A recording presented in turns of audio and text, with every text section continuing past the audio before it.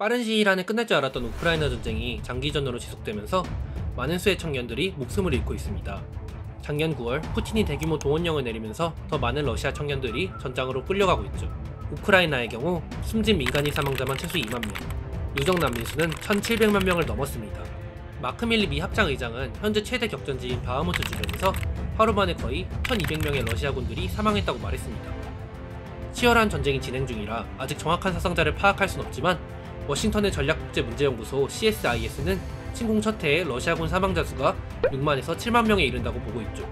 심지어 사망자, 부상자, 실종자까지 합친 러시아군 전체 사상자 수는 20만 명에서 25만 명으로 추정되고 있습니다. 전쟁 전부터 이미 러시아는 심각한 인구 감소 문제에 시달리고 있었습니다. 우크라이나 전쟁은 이러한 인구 문제를 가속화했죠. 전쟁 발발 이후 주로 젊은 층으로 구성된 50만에서 100만 명의 고학력 러시아인들이 징집을 피해 러시아를 빠져나가 푸틴의 고기 방패가 되는 걸 피했습니다. 그리고 코로나19, 지나친 음주문화, 고학력 인구의 이민으로 러시아는 전례 없는 인구 감소를 겪고 있죠. 이미 수많은 인구 통계학적 문제를 가지고 있었던 러시아에게 전쟁은 인구 감소라는 기름에 불을 붙이는 격이 되었습니다. 이코노미스트가 조사한 바에 따르면 러시아 남자의 기대 수명은 지난 3년 동안 5년이나 감소해 IT와 같은 수준이라고 합니다. 남자들의 조기 사망으로 인한 성비 불균형 문제도 러시아 인구 문제 중 큰 부분을 차지하고 있죠. 과연 러시아의 인구 문제는 얼마나 심각할까요? 푸틴은 이런 러시아의 문제를 신경 쓰지 않는 걸까요? 오늘 한번 알아보도록 하겠습니다.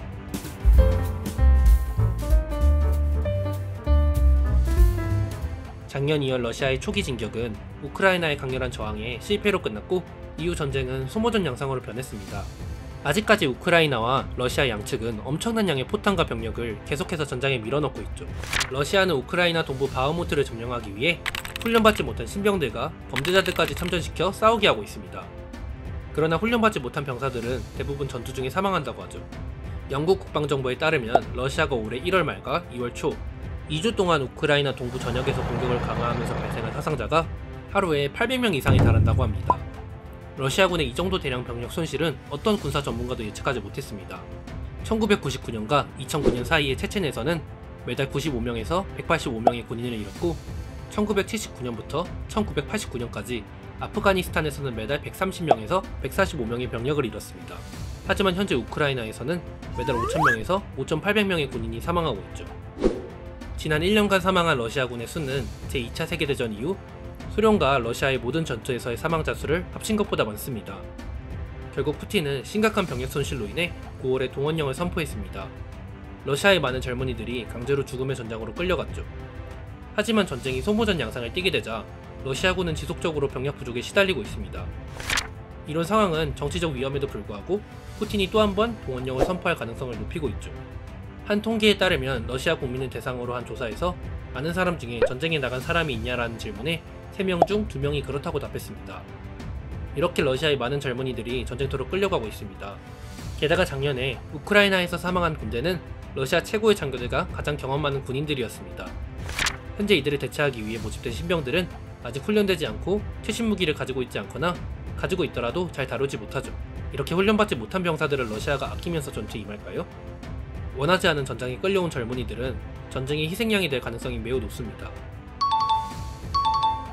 하지만 더 심각한 사실은 전쟁이 러시아 인구 감소 문제의 가장 중요한 원인이 아니라는 겁니다. 러시아의 인구 위기 시작은 30년 전으로 거슬러 올라갑니다. 러시아의 인구는 1994년에 1억 4,900만 명으로 최대 인구에 도달했습니다. 그 이후로 러시아의 인구는 지속적으로 줄어들어 2021년 푸틴이 강제로 병합한 크림마도를 제외한 러시아의 인구는 1억 4,500만 명이었습니다.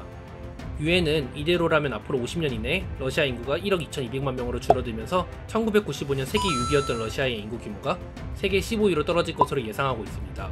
심지어 최근에는 안 그래도 빨랐던 러시아의 인구 감소 속도에 불이 붙고 있습니다. 뭐가 문제일까요?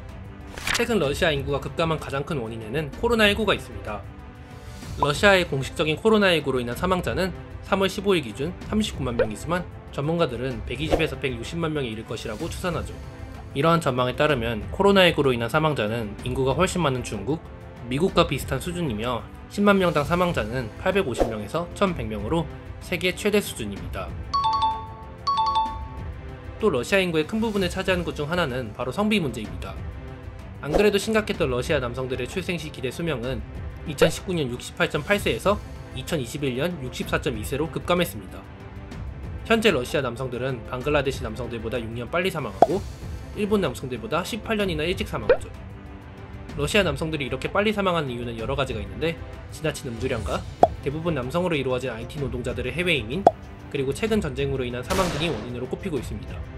2021년 우크라이나 전쟁 시작 전 조사 결과 이미 남성 100명당 여성 121명이었던 성비 불균형은 현재는 더욱 악화됐을 것으로 추정되고 있죠. 출생률 또한 문제가 되고 있습니다. 2022년 4월 러시아의 출생 신고 건수는 18세기 이후 최저치를 기록했습니다. 2015년 1.8명이었던 러시아의 합계 출산율은 2022년 1.51명으로 감소했죠. 물론 한국은 같은 기간 내에 1.15에서 0.87로 감소해 훨씬 심각한 수준입니다. 구소련 붕괴 후 독립한 대부분 공산주의 국가에서 인구 감소 현상이 나타났지만 러시아처럼 가파른 인구 감소를 보이진 않았습니다. 2020년에서 2021년 사이 러시아에서는 지속적으로 출생자가 감소해 사망자가 출생아보다 약 130만 명이나 더 많았습니다. 전문가들은 러시아의 출산율 감소 원인으로 불확실성을 뽑았습니다. 경제가 불확실한 시기에 많은 부부는 상황이 안정될 때까지 출산을 미루려는 경향을 보이죠. 하지만 전쟁으로 인해 안 그래도 경제가 안 좋았던 러시아의 출생률은 올해 최저점을 찍을 가능성이 높아 보입니다. 하지만 러시아의 인구 통계학적 파멸 루프는 푸틴의 정복 욕구를 멈추지 못할 것으로 보입니다. 우크라이나 전쟁은 빠르게 러시아를 더 잡고 더 교육받지 못하고 더 가난한 나라로 만들고 있죠. 러시아는 젊은 사람들은 도망치고 60대의 남자들이 죽는 나라입니다. 푸틴의 우크라이나 침공은 우크라이나 사람들 뿐만 아니라 러시아 사람들에게도 재앙 그 자체인 것처럼 보입니다. 그럼 하루빨리 우크라이나 전쟁이 마무리되길 바라며 오늘 영상 마치도록 하겠습니다.